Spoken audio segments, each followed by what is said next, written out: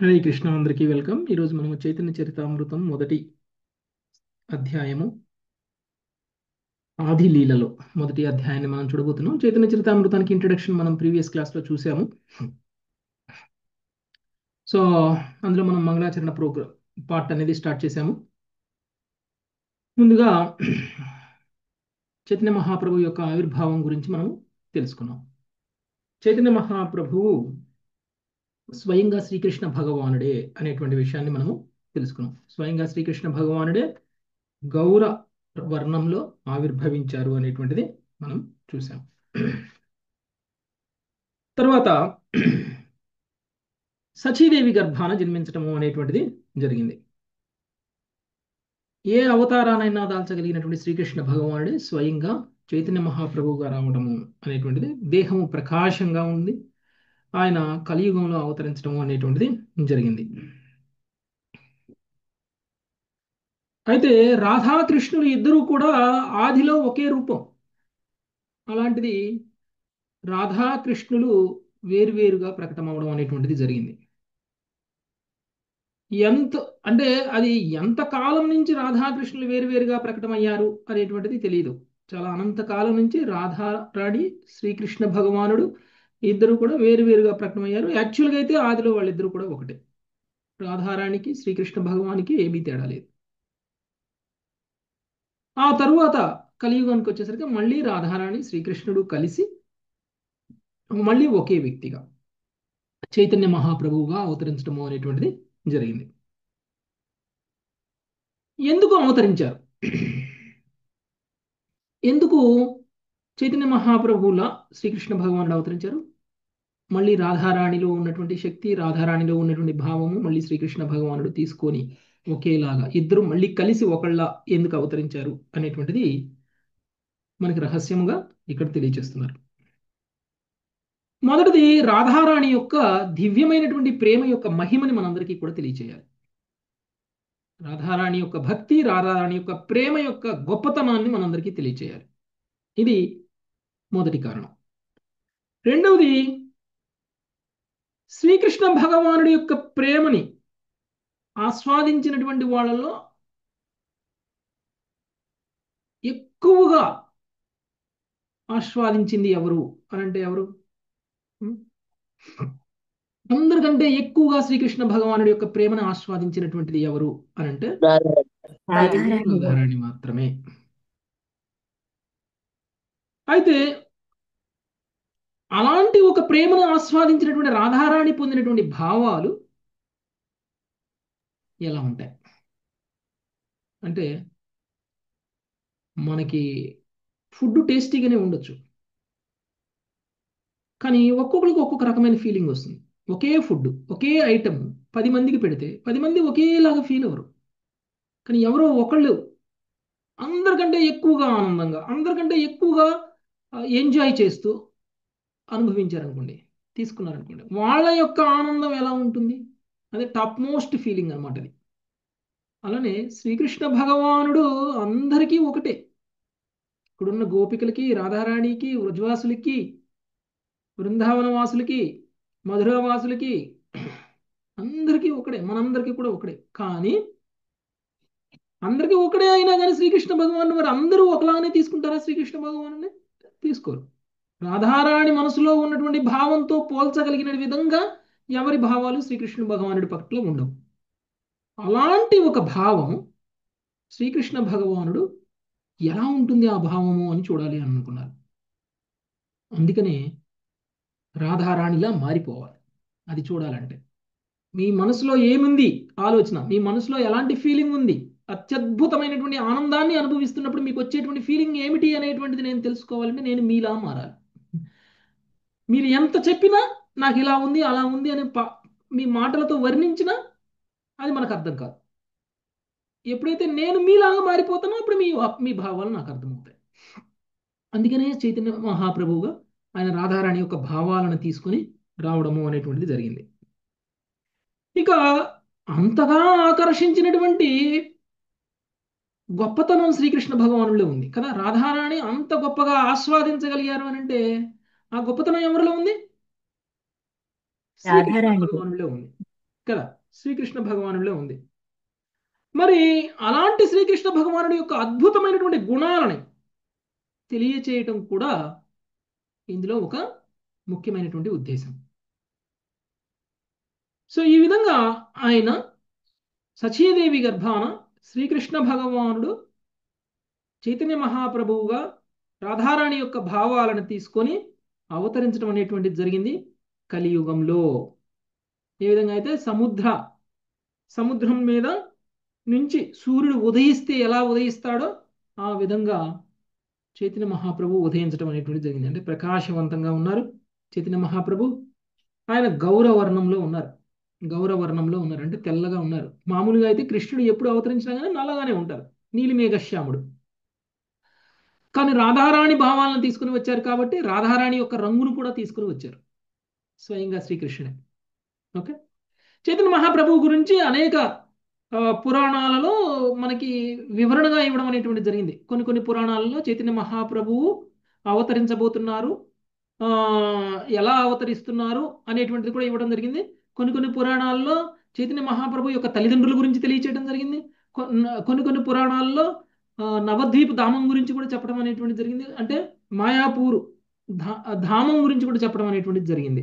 అవి ఎప్పుడు ఆ పురాణాలన్నీ కూడా మనకి ఎప్పుడు 5,000 6,000 సంవత్సరాల క్రితం ఇవ్వబడినటువంటి పురాణాలు. చైతన్య మహాప్రభు అవతరించక ముందే ఇచ్చినటువంటి పురాణాలు. ఆయన యొక్క శరీర ఆకృతులను కూడా వర్ణిస్తూ తల్లిదండ్రుల పేర్లతో సహా ఆయన పుట్టబోయేటువంటి ధామం పేరుతో సహా కూడా మనకి కొన్ని కొన్ని పురాణాల్లో, పద్మ పురాణంలో, నారదుడు సంబంధించినటువంటి ఒక కావ్యంలో, విష్ణు సహస్రనామాల్లో కూడా ఉంది చైతన్య మహాప్రభు అవతరిస్తున్నారు అని. విష్ణు సహస్రనామాల్లో కూడా వస్తుంది చైతన్య మహాప్రభు కలియుగంలో తన పార్షదులతో వస్తారు అని. ఇంకా నీకు చైతన్య చరితామృతంలో కూడా ఉంది. ఓకే. సో ఈ విధంగా అనేక శివ పురాణంలో కూడా ఇవ్వడం అనేటువంటిది జరిగింది. సో అనేక పురాణాలలో ఎక్కడెక్కడ చైతన్య మహాప్రభు అవతరించారు అనేటువంటిది మనం సపరేట్గా ఒక టాపిక్. అవతరించబోతున్నారు చైతన్య మహాప్రభువు ఎలా ఉంటారు, ఎక్కడ అవతరించబోతున్నారు, ఎవరెవరితో కూడి వస్తారు, ఆయన ఏమేమి లీలలు చేయబోతున్నారు అనేటువంటి విషయానికి సంబంధించినటువంటి విషయాలు ఎక్కడెక్కడ పురాణాల్లో ఉన్నాయి అనేటువంటి దాన్ని సపరేట్ టాపిక్గా మనం ఎప్పుడైనా ఒకసారి చెప్పుకుందాం. ఓకే. సో సచీదేవి గర్భాన చంద్రుడు సముద్రము నుంచి ఉదయించే చంద్రుని వలె ఆయన కనిపించారు. యాక్చువల్గా సముద్రం మీద నుంచి ఉదయించేది చంద్రుడా సూర్యుడా అండి? కానీ ఈయన చంద్రుడు గౌర చంద్రుడు. ఓకే. ఈయన చంద్రుడు ఎందుకంటే ఈయన ఎంతో కోపం కలిగి ఉన్నటువంటి వాడు, ఎంతో ప్రేమ భావాన్ని తీసుకుని వస్తున్నారు కాబట్టి. ఓకే. నెక్స్ట్ చైతన్య మహాప్రభు గురించి తెలుసుకున్నాం. ఇప్పుడు నిత్యానంద ప్రభు గురించి చూద్దాం. 7వ శ్లోకం. సునీత మాతాజీ. సంకర్షణ కారణతో ఈశాయి సంకర్షణ కారణతో యసాయి గర్భోదశాయి చ పయోబ్ధిశాయి గర్భోదశాయి చ పయోబ్ధిశాయి శేషశ్చ యస్యాం శకళాః సనిత్యా శేషశ్చ యస్యాం సకలాః సనిత్యా నందాఖ్య రామ శరణం మమాస్తు. నందాఖ్య రామః శరణం మమాస్తు. శ్రీ నిత్యానందరాముడే నా నిరంతర ధ్యాన గమ్యమగుగాక. సంకర్షణుడు శేషనాగు కారణోదక గర్భోదక క్షీరోదకాలలో శయనించే విష్ణువులు అతని అంశలు కళలు అయి ఉన్నారు. హరికృష్ణ ప్రభు. నిత్యానంద ప్రభు ఎవరు అనేటువంటి విషయాన్ని కూడా తెలియజేస్తున్నారు. అలాంటి నిత్యానంద ప్రభువు కూడా ఆయన నమస్కారాలు తెలియజేస్తున్నారు. ఆయన యొక్క ధ్యానము నిరంతరము అలాంటి నిత్యానంద ప్రభువు మీదనే ఉండాలి, ఆయనే నా యొక్క ధ్యాన లక్ష్యమై ఉండాలి అని కోరుకుంటున్నారు కృష్ణరాజ్ కవి గోస్వామి. ఓకే. ఆయన కదా రాస్తుంది మంగళాచరణ్. సో కాబట్టి ఆయన కోరుకుంటున్నారు. ఎవరు నిత్యానంద ప్రభువు? ఎవరు నిత్యానంద ప్రభువు అంటే శేషనాగు కారణోదక గర్భోదక క్షీరోదక శాయిల్లో శయనించే క్షీరోదకాలలో శయనించేటువంటి విష్ణువులు అతని అంశలు కళలు అయి ఉన్నారు. యాక్చువల్గా మనం అందరం అనుకుంటాము బలరాముడు అంటే వేరు, కృష్ణుడు అంటే వేరు. బలరాముడు అంటే ఈ విష్ణువులందరూ మనం కృష్ణు నుంచి వచ్చారు అని మనం అనుకుంటాం. లేదంటే భగవంతుడి యొక్క అవతారాలన్నీ కూడా కృష్ణుడి నుంచే వచ్చాయి అనుకుంటాం. కానీ నిజానికి మొదటిగా శ్రీకృష్ణ భగవానుడు బలరాముడుగా విస్తరించారు. మొదటిగా శ్రీకృష్ణ భగవానుడు బలరాముడిగా విస్తరించారు. ఆ తర్వాత పురుషావతారాలు అయితేయే, ఆ తర్వాత లీలావతారాలు అయితేయే, కళావతారాలు అయితేయే, ఏ అవతారాలైనా కానీ భగవానుడు ఆ, బలరాముడి ద్వారానే అవతరించడం అనేటువంటి జరిగింది. బలరాముడే మూలం అన్ని అవతారాలకి కూడా. ఓకే, బలరాముడికి మూలం కృష్ణుడు, శ్రీకృష్ణుడు. శ్రీకృష్ణ భగవానుడు. శ్రీకృష్ణ భగవాన్. భగవానుడు.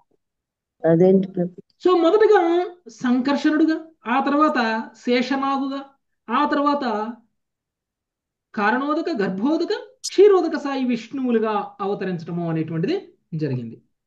ఆ తర్వాత అంశావతారాలు, కళావతారాలు, అంటే స్వాంశలు, తర్వాత కళా అంశలు. అంటే స్వయంగా విష్ణు యొక్క అంశలు అని అంటే వివిధ అవతారాలు స్వాంశలు. కళాంశలు అంటే వాళ్ళ యొక్క అంశలకి అంశలు ఎవరైతే ఉంటారో వాళ్ళు కళ అంటారు. ఓకే, అంశకి అంశ కళ.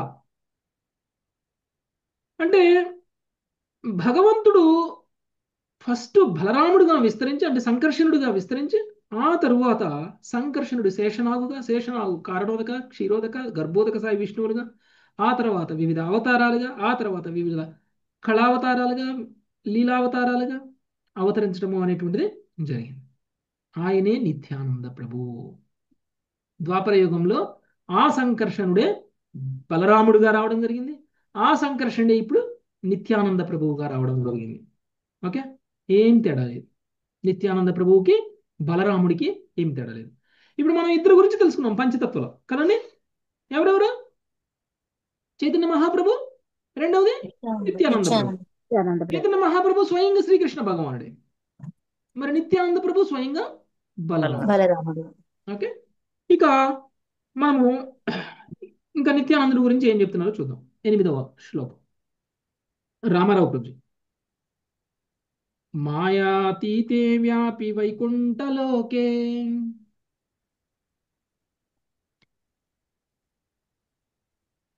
రోజా నాన్నగారికి లేవు ప్రభుజీ, బుక్స్ లేవు మరి. ఓకే, మరి ఎందుకు హ్యాండ్ రైజ్ చేశారు? భాగవతం అనుకున్నారేమో ప్రభుజీ.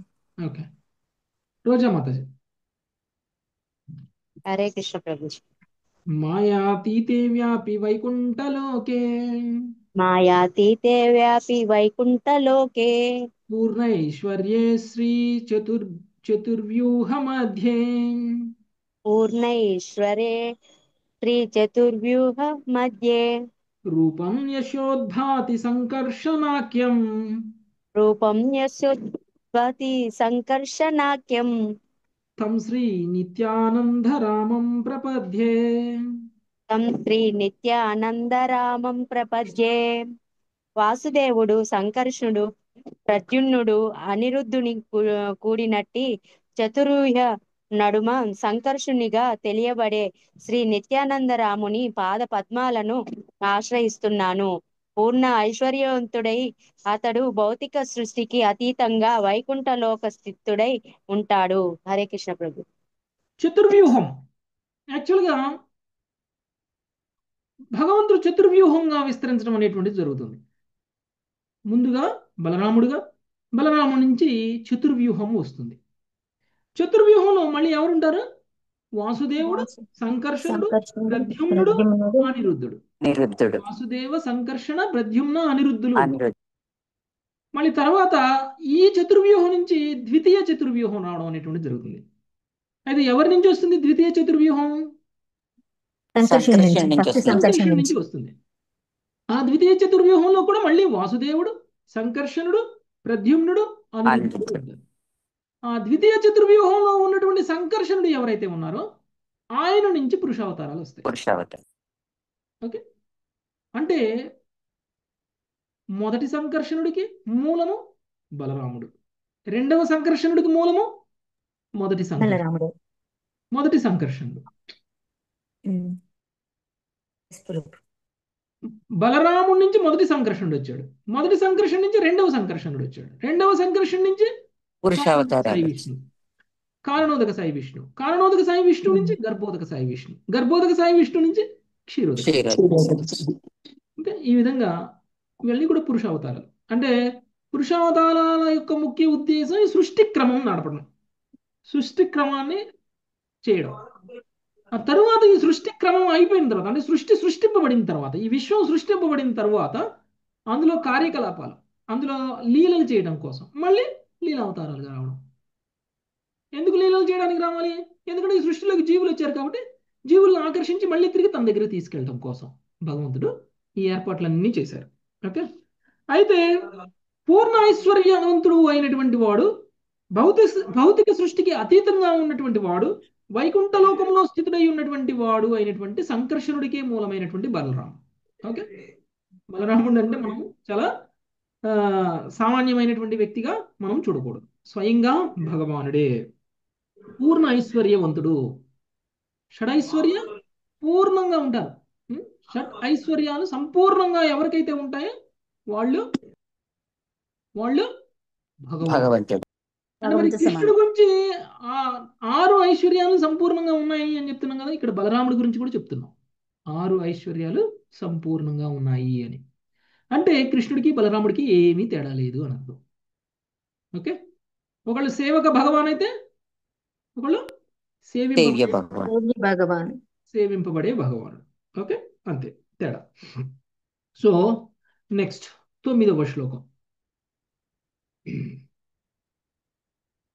లక్ష్మీ ఆత్మకూర్మత. మాయా భర్త ఝాండ సంఘాశ్రయాంగా మాయా భర్త ఝాండ సంఘాశ్రయాజ్ఞ శేతే సాక్షాత్కారణంబోధి మధ్యే సేతే సాక్షాత్కారణంబోధి మధ్యే యస్యైకాంశ శ్రీ పుమానాధివిధేవ యస్యైకాంశః పునమానాదిదేవ స్తం స్త్రీ నిత్యానంద రామం ప్రపద్యే స్తం శ్రీ నిత్యానంద రామం ప్రపద్యే. యవ్వని ఏకాంశ ఏకదో ఏక యవ్వని ఏకాంశ కారణోదక సముద్రంలో శయనించి కారణోదక సాయి విష్ణువుగా పిలువబడుతూ తొలి పురుషావతారము, మాయకు ప్రభువు, సకల విశ్వాలకు ఆశ్రయము అయి ఉన్నాడో అటువంటి శ్రీ నిత్యానందరాయకు నేను సంపూర్ణముగా నమస్కరిస్తున్నాను. హరే కృష్ణ. నిత్యానందరాముడు అంటే బలరాముడు. నిత్యానందరాముడు స్వయంగా కారణోదక సాయి విష్ణువుకే మూలం. ఇప్పుడే చెప్పుకున్నాం కదా, కారణోదక సాయి విష్ణువుకే మూలము. ఏ కారణోదక సాయి విష్ణువు అంటే ఏ కారణోదక సాయి విష్ణువు ద్వారా అయితే సమస్త విశ్వాలు ఉద్భవిస్తున్నాయో ఆ కారణోదక సాయి విష్ణువు. సమస్త విశ్వాలు కారణోదక సాయి విష్ణువు యొక్క రోమకూపాల నుంచి వస్తున్నాయి కదండి. అలాంటప్పుడు కారణోదక సాయి విష్ణువు సమస్త విశ్వాలకి మూలము. కారణోదక సాయి విష్ణువుకి మూలము కూడా నిత్యానంద ప్రభు. అలాంటి నిత్యానంద ప్రభువుకి నేను నమస్కారాలు తెలియచేస్తున్నాను అని చెప్తున్నారు. అంటే మొదటి పురుషావతారానికి మూలము నిత్యానంద ప్రభు. ఓకే. నెక్స్ట్ 10వ శ్లోకం. మంజులత మాత. హరే కృష్ణ ప్రభుజీ. యస్యాంశాంశః శ్రీలగర్భోధసాయి యస్యాంశాంశః శ్రీలగర్భోదశాయి యన్నాభ్యబ్జం లోక సంఘాతనాళం యన్యాభ్యబ్జం లోక సంఘాతనాళం లోకస్రష్టుః సూతికధామధాతు లోకస్రష్టుః సూతికాధామధాతు తం శ్రీ నిత్యానంద రామం ప్రపద్యే తం శ్రీ నిత్యానంద రామం ప్రపద్యే. యవ్వని అంశాంశయే గర్భోదక సాయి విష్ణువు అట్టి శ్రీ నిత్యానంద రాముని పాదపద్మాలకు నేను నమస్కరిస్తున్నాను. గర్భోదక సాయి విష్ణువు నాభి నుండి కమలము ఉద్భవించి లోక సృష్టికర్త అయిన బ్రహ్మకు జన్మస్థానము అయింది. ఆ కమల నాళములోనే సకల విశ్వాలు నెలకొని ఉన్నవి. హరే గర్భోదక కృష్ణ. సాయి విష్ణువు నిత్యానంద ప్రభువుకి అంశ అంతే కదండి. నిత్యానంద ప్రభు యొక్క అంశ కారణోదక సాయి విష్ణువు, కారణోదక సాయి విష్ణువు యొక్క అంశ గర్భోదక సాయి. కాబట్టి ఎవని యొక్క అంశాంశ అయినటువంటి గర్భోదక సాయి విష్ణువు ద్వారా నాభి కమలం నుంచి బ్రహ్మదేవుడు ఆవిర్భవిస్తాడో ఆయనకి నా నమస్కారాలు అని చెప్తున్నారు. ఆయన ఎవరు అంటే నిత్యానంద ప్రభు. బలరాముడు. కాబట్టి ఇక్కడ గర్భోదక సాయి విష్ణువు నాభి నుంచి కమలము ఉద్భవించి లోక సృష్టికర్త అయినటువంటి బ్రహ్మకు జన్మస్థానం అయినది. ఆ కమలనాళంలో సకల విశ్వాలు నెలకొని ఉన్నవి. సో చైతన్య చరితామృతంలో మనకి పురుషావతారాలకు సంబంధించినటువంటి క్లియర్ ఎవిడెన్స్ క్లియర్గా మనకు తెలుస్తుంది. నిత్యానంద ప్రభువు యొక్క ఏ విధంగా ఈ పురుషావతారాలకి మూలము అనేటువంటి విషయం మనకి క్లియర్గా తెలుస్తుంది. విష్ణువు ఏ విధంగా నిత్యానంద ప్రభువు నుంచి వస్తున్నారు, ప్రథమ పురుషావతారం, ద్వితీయ పురుషావతారం, తృతీయ పురుషావతారం ఏ విధంగా నిత్యానంద ప్రభువు నుంచి వస్తున్నారు. ఈ భౌతిక విశ్వానికే మూలమైనటువంటి ఈ యొక్క కారణోదక సాయి విష్ణువు కూడా ఏ విధంగా నిత్యానంద ప్రభు నుంచి వస్తున్నారు. ఆ నిత్యానంద ప్రభు స్వయంగా శ్రీకృష్ణ బలరాముడు కృష్ణుడు. బలరాముడు. ఓకే. సో కాబట్టి ఆ కమలనాళంలో సకల విశ్వాలు నెలకొని ఉన్నాయి. ఓకే. అంటే ముందు కారణోదక సాయి విష్ణువు నుంచి వచ్చేటువంటి సకల విశ్వాలు ఒక కమలాకారంలో ఉంటే ఆ తర్వాత ఒక్కొక్క విశ్వం ఇంకొక కమలం లాగా అనమాట. ఓకే. అందుకనే గర్భోదక సాయి విష్ణువు నాభి నుంచి వచ్చేటువంటి కమలం ఈ భౌతిక విశ్వం. నెక్స్ట్ 11వ శ్లోకం సర్వరాధ్య మాతజీ. యశాంశాంశాంశ పరమాత్మాఖిలానాం. హరే కృష్ణ ప్రభు దండోత్పన్నం. యస్యాం సాం సాంస పరాత్మికిలానం పోష్టా విష్ణుర్భాతి దుగ్ధాబ్ధిసాయి. పోష్టా విష్ణుర్భాతి దుగ్ధాబ్ది సాయి. శౌణీభర్తాయత్ కళాసోప్యనంతాం. పౌణీ భర్త యత్కళాసోప్యాం సంత. స్థం శ్రీ నిత్యానంద రామం ప్రపద్యే. తం శ్రీ నిత్యానంద రామం ప్రపద్యే. క్షీరసాగరంలో శయనించే విష్ణువు ఎవ్వని అంశయో అట్టి శ్రీ నిత్యానంద రాముని పాద పద్మలకు నా వందనములు. ఆ క్షీరోదక సాయి విష్ణువే సకల జీవులకు పరమాత్ముడు, సకల లోక పాలకుడు అయి ఉన్నాడు. శేషనాగు అతని కళా విశేషము. Thank you. శేషనాగు ఆయనకి కళా విశేషము. సో అంశ అంశ అంశ అంశాంశకి అంశ అంటే కారణోదక సాయి విష్ణువు యొక్క అంశ గర్భోదక సాయి విష్ణువు, గర్భోదక సాయి విష్ణువు యొక్క అంశ క్షీరోదక సాయి విష్ణువు. ఎవరికి అంశాంశకి అంశ? బలరామునికి. బలరాముడు. నిత్యానంద ప్రభువుకి. నిత్యానంద ప్రభువుకి శేషనాగు ఎవరైతే ఉన్నారో ఆయనకి. యాక్చువల్గా సంకర్షణుడితో పాటు బలరాముడు సంకర్షణుడితో పాటు శేషనాగుగా కూడా అవతరించారు. ఎస్ ప్రభు. మొదట బలరాముడుగా అవతరించారు, తర్వాత ఆ బలరాముడు సంకర్షణుడుగా అవతరించారు, తర్వాత శేషనాగు, తర్వాత కారణోదక సాయి విష్ణువు, తర్వాత గర్భోదక సాయి విష్ణువు, తర్వాత క్షీరోదక సాయి విష్ణువు. ఓకే. అంటే విష్ణువు కంటే పూర్వం ఎవరున్నారు? కృష్ణుడు, కృష్ణ భగవానుడు ఉన్నారు. శేషనాగు. ఓకే. ఎస్ ప్రభు. శేషనాగుగా ఫస్ట్ బలరాముడు అవతరించిన తరువాత ఆయన పురుషావతారాలుగా అవతరించారు. ఓకే. అది సో అలాంటి నిత్యానంద ప్రభువుకి ఇక్కడ చూడండి, క్షీరసాగరంలో చైనించేంటి విష్ణువు ఆయన ఎవరు అంటే అంశాంశకి అంశ. ఆయన లోకానికి ప్రభు, ఆయన లోకపాలకుడు, ఆయన ఈ లోకంలో ఉన్నటువంటి ప్రతి జీవుడి యొక్క పరమాత్మ. ఓకే. ఆ విధంగా ఆయన లోకపాలకుడుగా ఉన్నాడు. అంటే విష్ణువు అంటాం కదా మనము, ఏ విష్ణువు అయితే మనము సృష్టి స్థితి లయ అంటాం కదా, స్థితి చేసేటువంటి భగవంతుడి యొక్క అవతారం ఎవరైతే ఉన్నారో ఆయన ఆ విష్ణువు గురించి ఇక్కడ మాట్లాడుతున్నారు. ఓకే. పాలించేటువంటి వాడు. అందుకని శ్రీకృష్ణ భగవానుడు నా అంశలో అంశ చాలు ఈ సమస్త భౌతిక విశ్వాన్ని పాలించడానికి, నేను పాలించిన అవసరం లేదు, నా అంశలో అంశ చాలు. సో అంటే విష్ణువు నుంచి కృష్ణుడు వస్తున్నట్ట, కృష్ణుడి నుంచి విష్ణువు వస్తున్నట్ట. కృష్ణుడు భగవద్గీతలోనే క్లియర్ చెప్పారు, నా అంశలో అంశ మాత్రంతో నేను ఈ భూమండలం మొత్తాన్ని పాలిస్తున్నాను, ఈ సమస్త విశ్వాన్ని నేను పాలిస్తున్నాను అని చెప్పారు. అంటే ఎవరిలా పాలిస్తున్నారు? క్షీరోదక సాయి విష్ణువులా పాలిస్తున్నారు. ఆ క్షీరోదక సాయి విష్ణువు కృష్ణుని యొక్క అంశలో అంశ అంత చాలు. ఓకే. అంటే మన శక్తిలో కొంత, ఆ కొంత శక్తిలో కొంత శక్తి, ఆ కొంత శక్తిలో కొంత శక్తి, ఆ కొంత శక్తిలో కొంత శక్తి చాలు. అంటే చాలా తక్కువ శక్తితో నేను ఈ భూమండలం, ఈ సమస్త విశ్వాన్ని పాలిస్తున్నాను అని శ్రీకృష్ణుడు తెలియజేస్తున్నారు. Okay, next. ప్రభుజీ హరే కృష్ణ, సందేహం ప్రభుజీ. ప్రభుజీ మరి విష్ణుమూర్తి కన్నా ముందే శేషనాగ్ వచ్చారు కదా, వచ్చినప్పుడు మరి మనం ఎందుకని పూజించాం ప్రభుజీ? సుదర్శన్ని పూజిస్తాం, మన ఆల్టర్లో పెట్టుకుంటాము సుదర్శన్ని. శేషనాగ్ మరి పూజించొద్దని ఎవరు చెప్పలేదే, చేయండి, పూజించండి. ఎవరు వస్తున్నారు అలాగే? ఎక్కడ జగన్నాథ్ బలదేవ్ సుభద్రమాయితో పాటుగా బలదేవుని పూజిస్తే శేషనాగుని పూజించినట్టే కదా. ఒకటే కదా. బలరాముడే కదా. బలరాముడికి శేషనాగుకి తేడా ఏం లేదు కదా.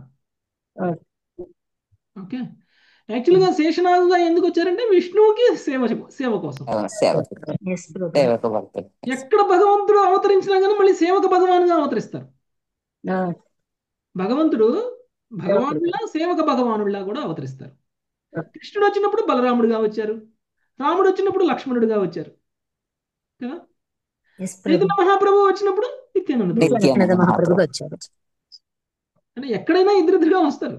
ఓకే, ఉమ్. నెక్స్ట్. ఎక్కడొచ్చినా కానీ బలరాముడు సేవ చేయడానికి వస్తారు. ఓకే, అంటే విష్ణుమూర్తి అవతారాన్ని పూజిస్తాం కదా, శేషనాగుని పూజించాం కదా బలరాముడు అంటే పూజిస్తే పూజించినట్టే. పూజించినట్టు. అంటే ఇక్కడ ఇక్కడ శేషశయనుడు కాబట్టి క్షీరోదక సాయి ఆయనకి యాక్చువల్గా విష్ణువుని పూజించే వాళ్ళకి విష్ణువు శేషనాగం మీద పడుకున్నట్లు ఉన్న ఫోటోలే ఉంటాయి, ఉన్న డీటీసే ఉంటాయి. ఓకే, అప్పుడు Yes, ఇంకా ప్రభు, yes, ప్రభు. చేసుకున్నారు కాబట్టి. నెక్స్ట్ 12వ శ్లోకం.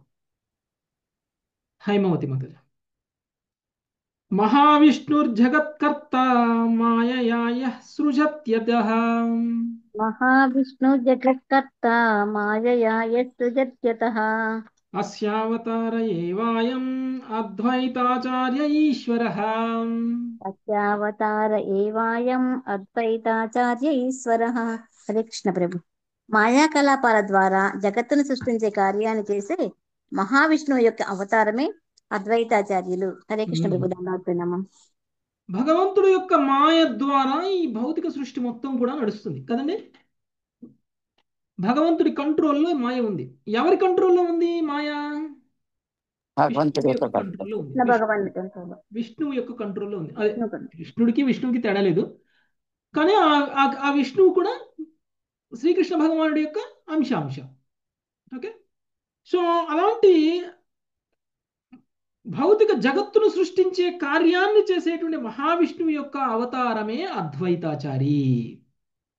మహావిష్ణువు యొక్క అవతారం అంటే ఎవరండి?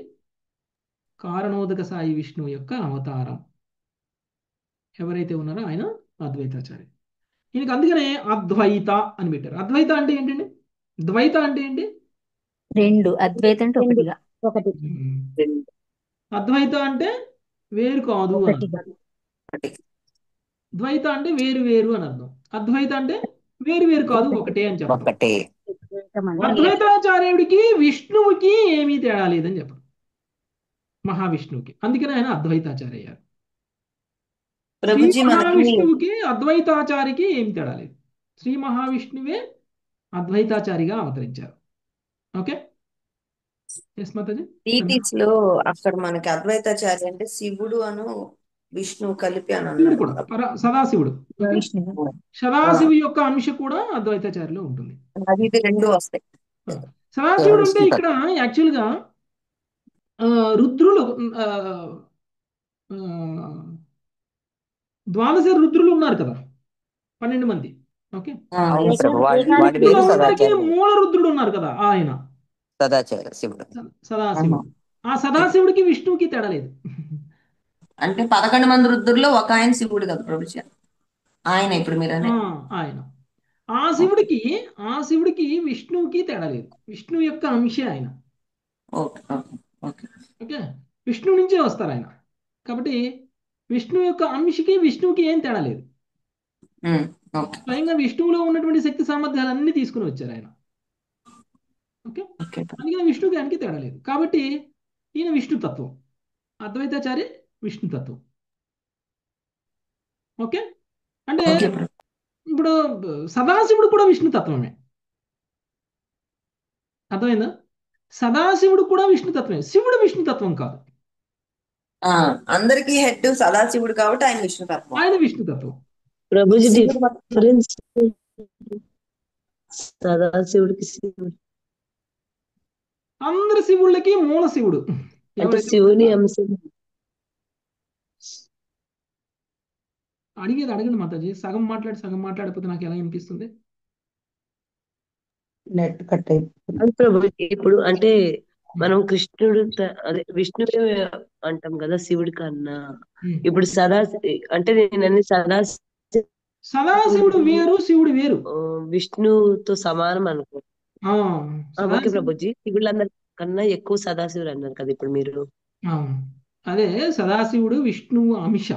ఓకే, ఓకే సదాశివుడు విష్ణువు అంశ కాబట్టి ఆ సదాశివుడి నుంచి, అంటే శంభు అంటాము, ఆ సదాశివుడి నుంచే మిగిలినటువంటి 11 మంది రుద్రులు వస్తారు.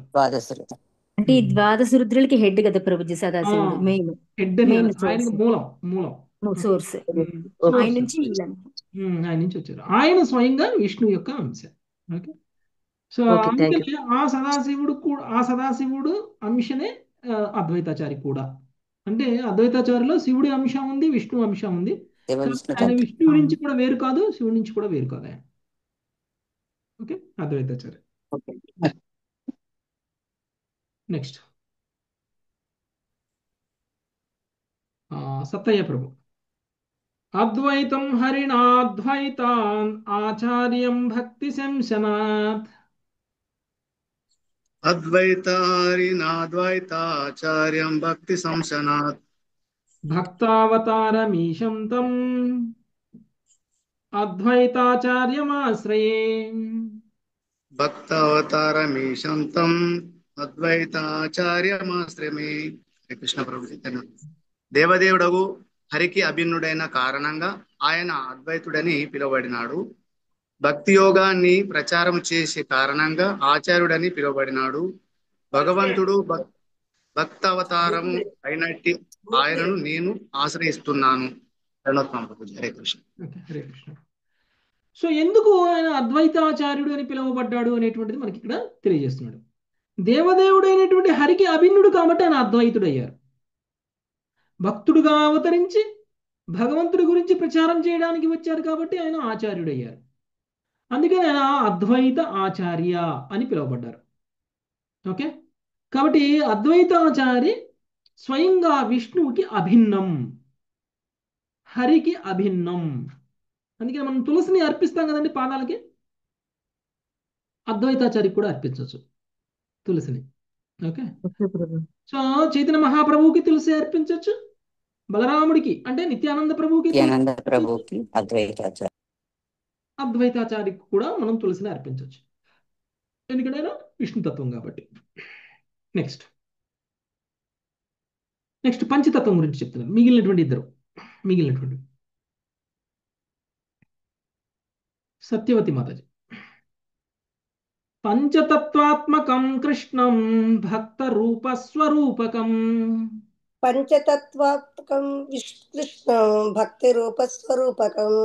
భక్తావతారం భక్తాఖ్యం నమామి భక్తశక్తికం. భక్తావతారం భక్తాఖ్యం నమామి భక్తశక్తికం. భక్తస్వరూపుడు భక్తరూపుడు భక్తస్వరూపుడు భక్తావతారుడు విశుద్ధ భక్తుడు భక్తశక్తి అనే తన 5 తత్వాలకు అభిన్నుడైన శ్రీకృష్ణ భగవానికి వందనములు. హరే కృష్ణ. భక్త రూపుడు అంటే ఎవరు? అద్వైతాచార్య భగవానుడు, కృష్ణ భగవాన్ మహాప్రభు భక్తుడుగా అవతరించారు, భక్తుడుగా కనిపిస్తున్నారు. భక్త రూపుడు, ఓకే, భక్త స్వరూపుడు, భక్తావతారుడు అంటే విశుద్ధ భక్తుడు అంటే చైతన్య మహాప్రభు గురించి చెప్తున్నారు. భక్త శక్తి రాధారాణి అనే తన 5 తత్వాలకు అభిన్నుడైనటువంటి శ్రీకృష్ణ భగవానునికి వందనములు. అంటే ఇక్కడ భగవానుడి తత్వం, గురువు యొక్క తత్వం, విష్ణు యొక్క తత్వం, రాధారాణి యొక్క శక్తి తత్వం, తర్వాత భక్తుడి యొక్క తత్వం. ఈ 5 తత్వాలు కూడా పంచతత్వాలు. భక్త స్వరూపుడు శ్రీవాస అంటారు కదా ప్రభుజీ, అంతే అని ఎక్కడ మాలు పిలిచేది. భగవానుడు తత్వం, తర్వాత గురుతత్వం అంటే ఎవరు? నిత్యానంద ప్రభు. నిత్యానంద ప్రభు. విష్ణుతత్వం అంటే అద్వైతాచార్యులు. తర్వాత శక్తితత్వం భక్త శక్తి తత్వం అంటే రాధారాణి అంటే గదాధర్ పండిత్. తర్వాత విశుద్ధ భక్తుడు నారదుడు. విశుద్ధ భక్తుడు అంటే భక్తుడి తత్వం, భక్త రూపుడు, భక్త స్వరూపుడు. ఓకే, భక్త స్వరూపుడు ఎవరు అంటే శ్రీవాసి, భక్తుడుగా అవతరించారు ఆయన శ్రీవాసాచార్య. అంటే ఈ 5 తత్వాల గురించి కూడా మనకి మూలం ఎవరు అని అంటే శ్రీకృష్ణ భగవానుడు. శ్రీకృష్ణ భగవానుడు. గురుతత్వం తర్వాత అద్వైతాచారి తత్వం ఏంటి? విష్ణుతత్వం. 15వ శ్లోకం నరసింహారావు ప్రభుజీ.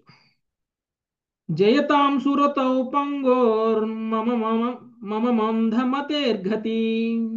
జయితాం సురతో సర్గోర్మమ మందమతేర్గతి. మత్సర్వస్వపంధాభోజౌ రామాధమన మోహనౌ.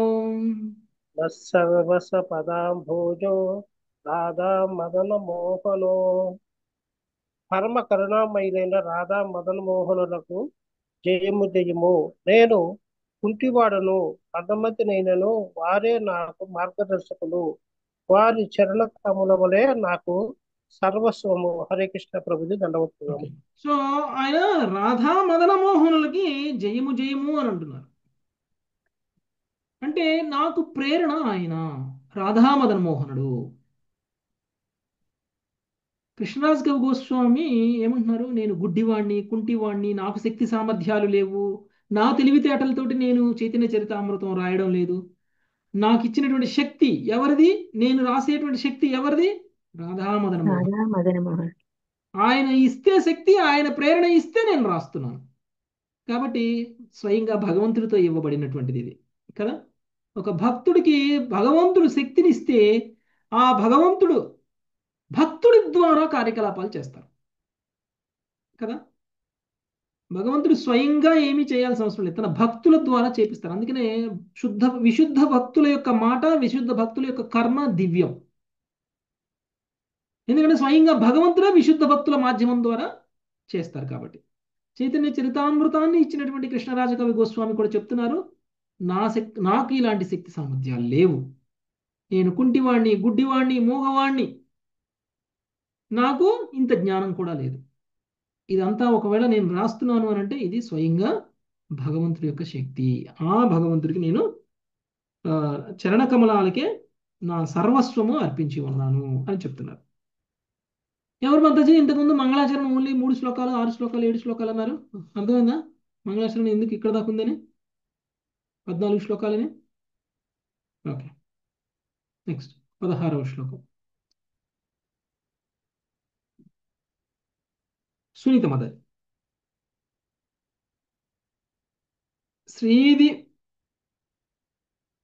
దివ్యధృంధాకరణ్యకల్ప ధ్రుమాద శ్రీమద్రత్నాఘార సింహాసనస్థో. దివ్యద్బృందారణ్యకల్పద్రుమాదః శ్రీమద్రత్నాగార సింహాసనస్థౌ. శ్రీమద్రాధా శ్రీల గోవింద దేధౌ ప్రేష్టాళీభిః సేవ్యమానౌ స్మరామి. శ్రీమద్రాధా శ్రీల గోవింద దేవౌ ప్రేష్టాళీభిః సేవ్యమానౌ స్మరామి. బృందావనమునంతటి రత్నమందిరంలో కల్పవృక్షము క్రింద పరమ ఆంతరంగికులచే సేవించబడుచు శ్రీ శ్రీ రాధా గోవిందులు దేదీప్యమానముగు సింహాసనముపై ఆసీనులై ఉన్నారు. వారికి నేను వినయముతో నమస్కరిస్తున్నాను. బృందావనముల రత్న మందిరంలో కల్పవృక్షము కింద పరమ ఆంతరంగికులచే సేవించబడుచు శ్రీ రాధా గోవిందులు దేదీప్యమానముగు సింహాసనంపై ఆసీనులై ఉన్నారు. ఇంతకు ముందు శ్లోకంలో ఎవరని చెప్పారు? రాధా మదన మోహనులు. మనం బృందావనం వెళ్తే రాధా మదన్ మోహన్ టెంపుల్కి వెళ్ళాలి. బృందావన్కి వెళ్తే ఇక్కడ రాధా గోవిందుడి టెంపుల్కి వెళ్ళాలి. యాక్చువల్గా ఇవన్నీ కూడా షడ్గోస్వాములు ప్రతిష్ఠించినటువంటి మందిరాలు అన్నమాట. ఒక్కొక్క గోస్వామి ఒక్కొక్క డీటీస్ని వాళ్ళు పూజించారు. ఓకే, కృష్ణుడి యొక్క విగ్రహాలను వాళ్ళు పూజించారు. ఒక్కొక్క గోస్వామికి ఉన్నటువంటి ఒక్కొక్క విగ్రహానికి ఒక్కొక్క పేరు ఉంది. ఓకే, రాధా మదన్మోహన్ ఒక గోస్వామి అయితే, రాధా ఆ, గోవిందుడు ఇంకొక గోస్వామి ద్వారా గోవిందుడు అనేటువంటి జరిగింది. కాబట్టి మనం వృందావనం వెళ్ళినప్పుడు ఈ 5 షడ్గోస్వాముల యొక్క మందిరాలకు స్వాముల మనం వెళ్ళొచ్చు. మందిరాలు. ఓకే, షడ్గోస్వాములకి ఉన్నటువంటి రాధాకృష్ణుల మందిరాలకి మనం దర్శనం చేసుకోవాలి. ఓకే, కల్పవృక్షం కింద పరమ ఆంతరంగికులచే సేవింపబడుచు శ్రీ రాధా గోవిందులకు దేదీప్యమానము సింహాసనంపై ఆసీనులై ఉన్నారు, వారికి నేను వినయముతో నమస్కరిస్తున్నాను. ఈయన యాక్చువల్గా బృందావనంలో ఉన్నటువంటి ఒక సన్యాసి. ఓకే, అందుకనే బృందావనంలో ఆయన సేవించేటువంటి భగవానుడికి ఆయన నమస్కారాలు తెలియజేస్తున్నారు. నెక్స్ట్ 17వ శ్లోకం, లక్ష్మీ ఆత్మకూర్మదరి. శ్రీమాన్ రాస రసారంభీ వంశీవటతటస్థితః శ్రీమాన్ రాస రసారంభీ వంశీతటస్థితః కర్షన్ వేణు స్వనైర్గోపీర్గోపీనాదశ్రియేస్తు నః హర్షన్ వేణుస్వరైర్గోపీనాద శ్రియేస్తు నః.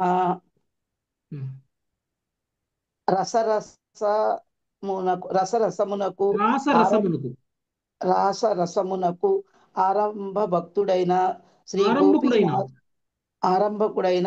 శ్రీ గోపీనాథుడు వంశీవట తటమున నిలబడి తన మనోహరమైన వేణుగానముచే గోపికల చిత్తములను హరిస్తున్నాడు.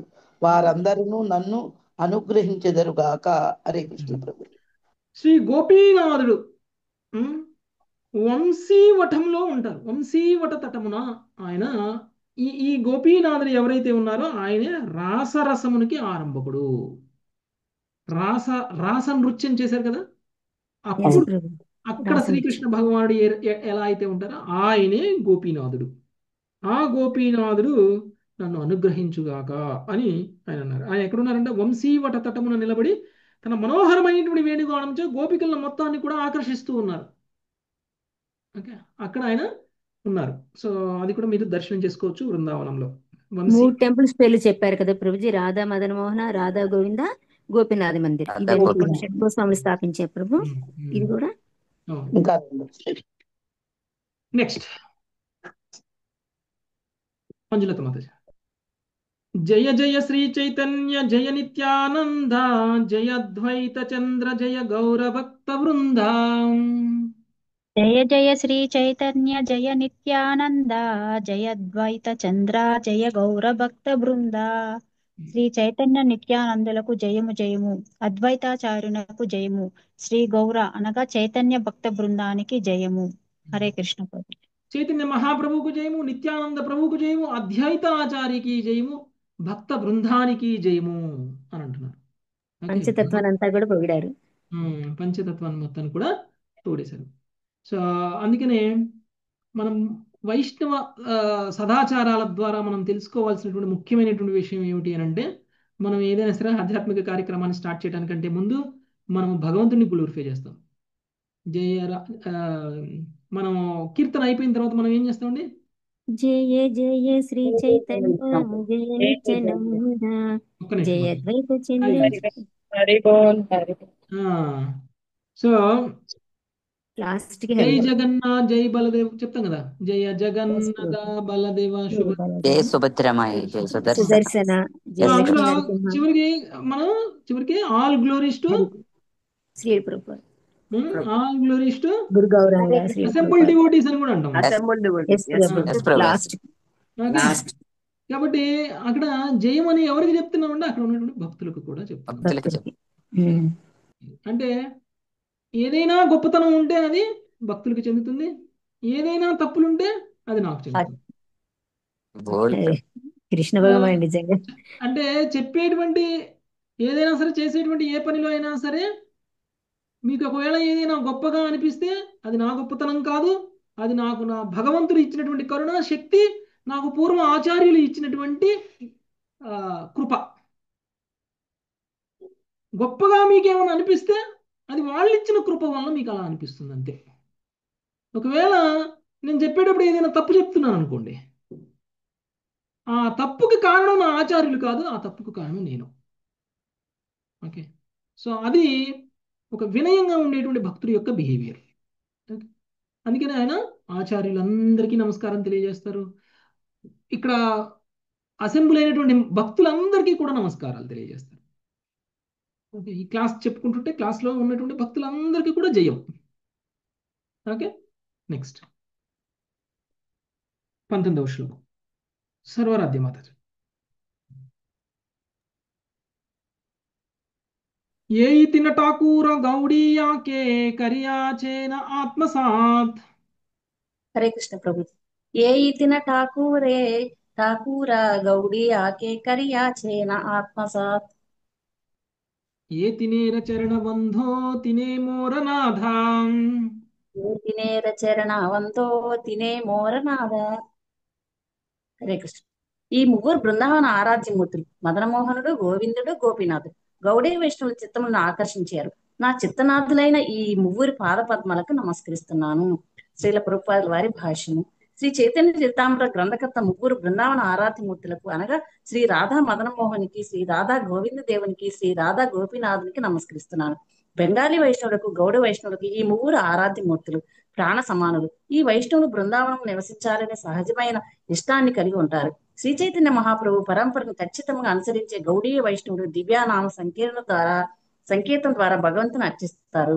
భగవంతునితో మనిషికి గల దివ్య సంబంధాన్ని పెంపొందించుకోవడానికి, పరస్పర రసభావ వినిమయానికి, చివరికి భక్తిలో వాంఛిత విజయాన్ని సాధించడానికే ఈ నామ సంకేతం ఉద్దేశించబడినది. ఈ ముగ్గురు ఆరాధ్యమూర్తులు మనిషి యొక్క 3 వికాస స్థితిలో అర్చించబడతారు. శ్రీ చైతన్య అనుయాయులు ఈ ఆశ్రయ నియమాలను ఖచ్చితంగా పాటిస్తారు.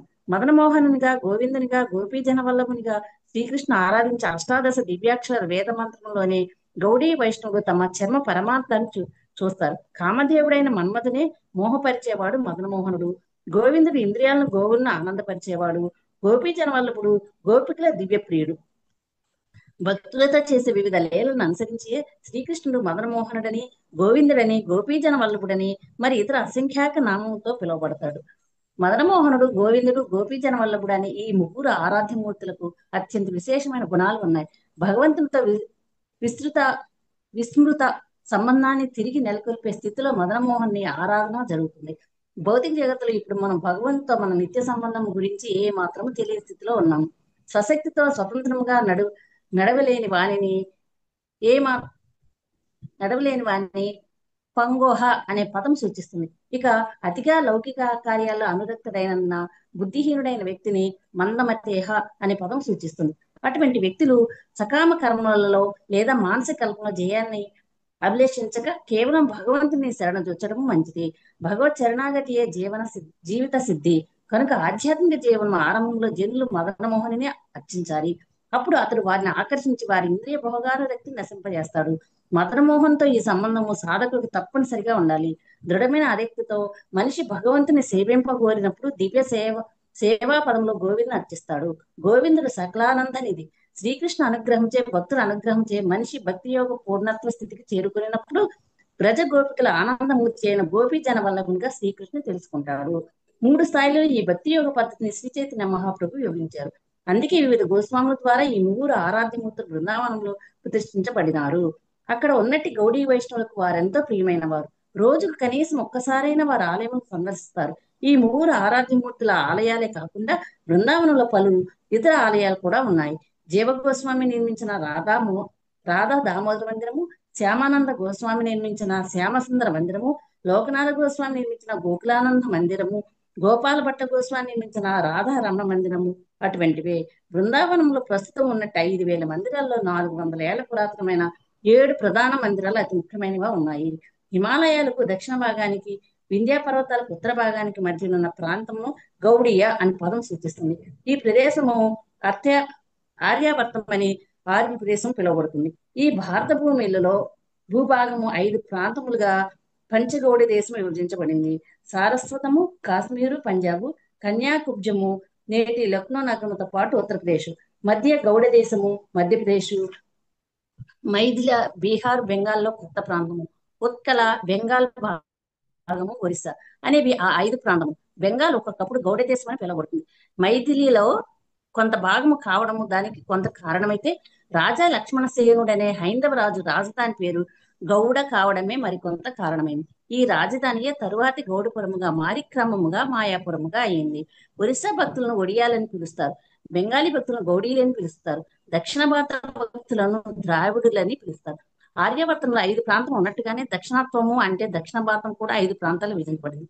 వాటిని పంచద్రవిడ దేశాలని అంటారు. 4 వైష్ణవ సాంప్రదాయానికి చెందిన 4 వైష్ణవ ఆచార్యులు, మాయావాద సాంప్రదాయానికి చెందిన శంకరాచార్యులు ఈ పంచద్రవిడ దేశంలో జన్మించారు.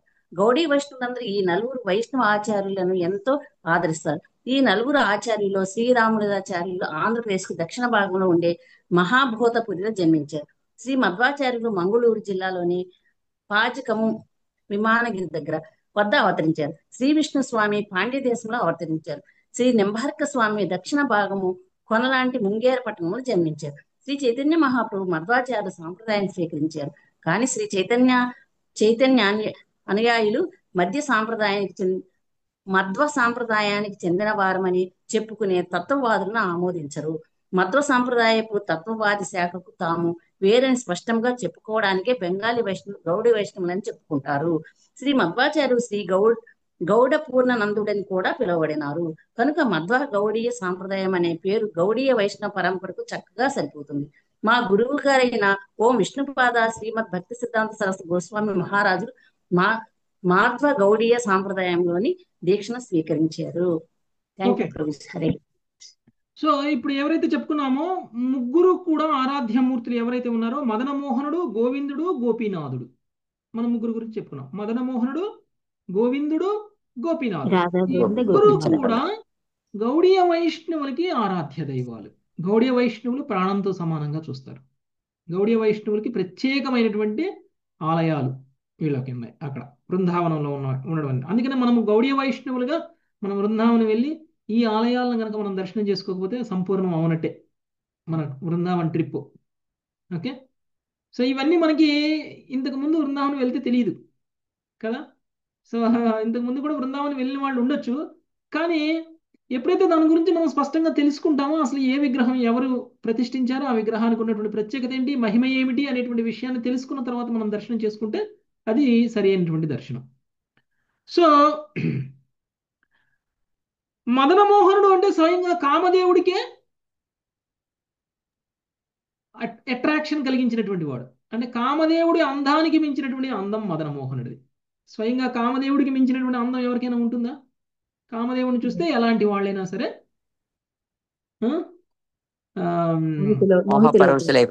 మోహంలోకి వెళ్ళిపోతారు. అలాంటి కామదేవుడు కూడా మదనమోహన్ చూస్తే మోహంలో పడిపోతారు.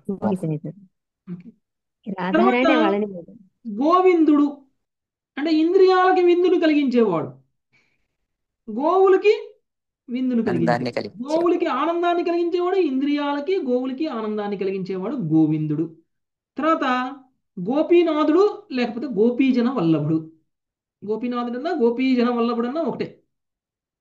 గోపీజన వల్లభుడు అంటే గోపికటువంటి ప్రేమను అందించినటువంటి వాడు, దివ్య ప్రియుడు. ఈ ముగ్గురు కూడా గౌడీయ వైష్ణవులకి చాలా ముఖ్యమైనటువంటి ఆరాధ్య దైవములు. ఓకే, యాక్చువల్గా ఈ గౌడీయ వైష్ణవం గురించి కొంచెంగా వివరించడం అనేటువంటి జరిగింది. యాక్చువల్గా గౌడీయ సాంప్రదాయం అనేటువంటిది ఎక్కడి నుంచి వచ్చిందంటే మధ్వ సాంప్రదాయం నుంచే వచ్చింది. అందుకని మనం ఏ సాంప్రదాయానికి చెందిన వాళ్ళం అంటే బ్రహ్మ మధ్వ గౌడియాస్. ఓకే, బ్రహ్మ మధ్వ గౌడీయ సాంప్రదాయం. సో మనం ఏ సాంప్రదాయానికి చెందిన వాళ్ళం? ఇప్పుడు ప్రామాణికమైన సాంప్రదాయాలు 4 అంటారు కదా, మరి మనం ఏ సాంప్రదాయానికి చెందాము అని అంటే మనం బ్రహ్మ సాంప్రదాయానికి చెందాం. ఇప్పుడు చాలా మంది ఉన్నారు బ్రహ్మ సాంప్రదాయానికి చెందిన వాళ్ళు. బ్రహ్మ సాంప్రదాయంలోనే ఉన్నారు మధ్వ సాంప్రదాయం వాళ్ళు కూడా. తర్వాత మధ్వ సాంప్రదాయంలో నుంచి మరి మనం ఎందుకు వేరయ్యాము? గౌడీయ సాంప్రదాయంగా ఎందుకు చెప్పుకుంటున్నాం? మరి మనం కూడా మధ్వ సాంప్రదాయం అనే చెప్పుకోవచ్చు కదా. మధ్వ సాంప్రదాయం అని చెప్పుకొని తిరిగేటువంటి తత్వవేత్తలు కొంతమంది ఉన్నారు. వాళ్ళలాంటి వాళ్ళం కాదు మేము అని చెప్పుకోవడం కోసం వాళ్ళ తత్వం వేరుగా ఉంటుంది. ఆ తత్వం మధ్వాచార్యుడు చెప్పినటువంటి తత్వం కాదు, కానీ మేము మధ్వ సాంప్రదాయస్తులమే అని చెప్పుకునేటువంటి తత్వాన్ని చెప్పుకుంటూ వాళ్ళు చలామణి అవుతున్నారు. కాబట్టి వాళ్ళ నుంచి మనల్ని వేరుపరచుకోవడం కోసం మధ్వ గౌడీయులం అని చెప్పుకుంటాము. ఓకే, ఈ గౌడీయ దేశం అంటే బెంగాల్ దేశం. గౌడీయ దేశం అంటే బెంగాల్ దేశం. ఇప్పుడు మనం చూస్తే భారత భూభాగాన్ని 5 ప్రాంతాలుగా విభజించడం అనేటువంటి జరిగింది. దాన్నే పంచగౌడ దేశము అని అంటారు. ఓకే, ఒకటి సారస్వతము అంటే కాశ్మీరు పంజాబు, తర్వాత కన్యాకుబ్జము అంటే లక్నో ఉత్తరప్రదేశ్, మధ్యగౌడ దేశము అంటే మధ్యప్రదేశ్, మైథిల అంటే బీహార్ బెంగాల్లో కొంత ప్రాంతం, తర్వాత ఉత్కళ బెంగాల్లో కొంత ప్రాంతం, ఒరిస్సా ఉత్కళ ప్రాంతం. ఈ 5 ప్రాంతాలు కలిపి మొత్తం కూడా భూభాగము, భారత భూభాగము. బెంగాల్లో ఒక్కొక్కప్పుడు గౌడ దేశం అని పిలువబడుతుంది. మైథిల కొంత భాగం కావడం దానికి కొంత కారణం. ఓకే, అంటే కొంత భాగం మైథిల్లో ఉంటుంది, కొంత భాగం ఉత్కళలో ఉంటుంది, అందుకని ఇది గౌడియ అని పిలువబడుతుంది అని చెప్తున్నారు. ఇకపోతే ద్రవిడ దేశం అంటే సౌత్ ఇండియా గురించి చెప్తున్నారు. 4 సాంప్రదాయాలు కూడా సౌత్ ఇండియా నుంచే వచ్చాయి, దక్షిణ భారతదేశం నుంచే వచ్చాయి. ఈ 4 సాంప్రదాయాలని కూడా గౌడియ దేశస్తులు చాలా ఎక్కువగా ఇష్టపడతారు. ఈ 4 సాంప్రదాయస్తుల్ని గౌరవిస్తారు గౌడియ వైష్ణవులు. అందుకని మనం ఎప్పుడు కూడా ఏ సాంప్రదాయాన్ని విమర్శించాం కదండి. వైష్ణవ సాంప్రదాయాన్ని దేన్ని కూడా మనం విమర్శించాం, ఎందుకంటే వాళ్ళందరూ కూడా సరైనటువంటి తత్వం. చివరికి మన మధ్వాచార్యులు కూడా ఇక్కడి నుంచి రావడం అనేది, రామానుజాచార్యులు ఆంధ్రప్రదేశ్ దక్షిణ భాగంలో ఉండేటువంటి మహాభూత పరిధిలో జన్మించారు. శ్రీ మధ్వాచార్యులు మంగళూరు జిల్లాలో పాజకము అనేటువంటి అంటే మధ్వా మఠం ఉంది కదండి ఇక్కడ, అక్కడ జన్మించడం అనేటువంటి జరిగింది. మంగేర మఠంలో, మంగేర పట్టణంలో జన్మించారు దక్షిణ భాగంలో. తర్వాత చైతన్య మహాప్రభు మధ్వాచార్యుల సాంప్రదాయాన్ని స్వీకరించడం అనేటువంటిది జరిగింది. ఓకే, సో అది.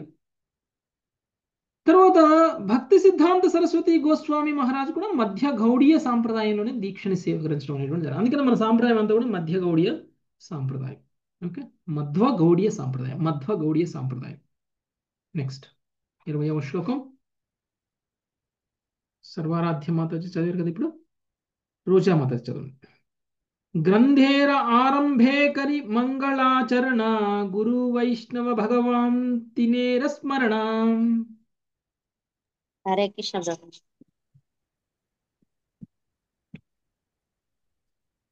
ఒక్క నిమిషం. రోజా మాతాజీ, హైమవతి మాత చదవండి. హరే కృష్ణ.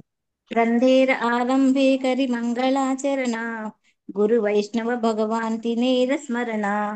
ఈ గ్రంథాన్ని ఆరంభించే ముందు గురుదేవుని, భగవద్భక్తులను, భగవంతుని స్మరించి వారి దీవెనను కోరుకుంటున్నాను. హరే కృష్ణ ప్రభు. దండాత్ప్రణామం.